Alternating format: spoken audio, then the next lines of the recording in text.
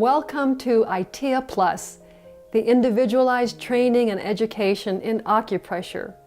You can read about the history of this form of acupressure from ancient times to the modern era in the background literature provided on this site.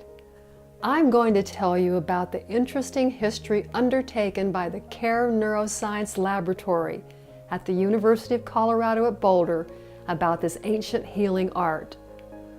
For over a decade, the CARE Neuroscience Laboratory in the Psychology and Neuroscience Department has conducted a series of clinical research studies about the effectiveness of acupressure for stress, cardiovascular function in stroke survivors, and mild traumatic brain injury in both civilian and veteran populations.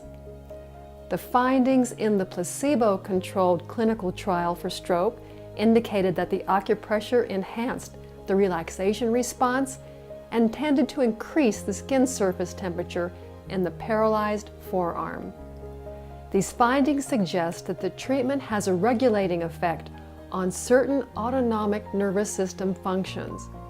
In addition, reports from the stroke participants' journals showed a tendency towards a greater amount of time spent in physical activity per week. The placebo-controlled clinical trial in adults following traumatic brain injury showed that the acupressure improved working memory and attention, which is important for learning, reasoning, and comprehension. The treatments also enhanced the efficiency of the brain's cognitive functioning, which translated into lay language can mean that the brain needed fewer resources to get the mental job done, so to speak.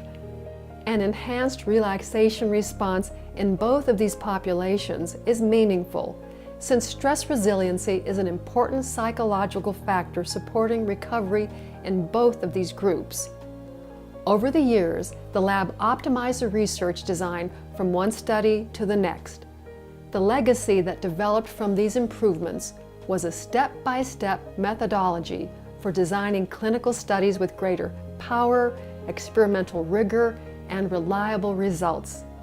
This strategy can now be applied to not only future acupressure studies, but to other alternative medicine modalities as well.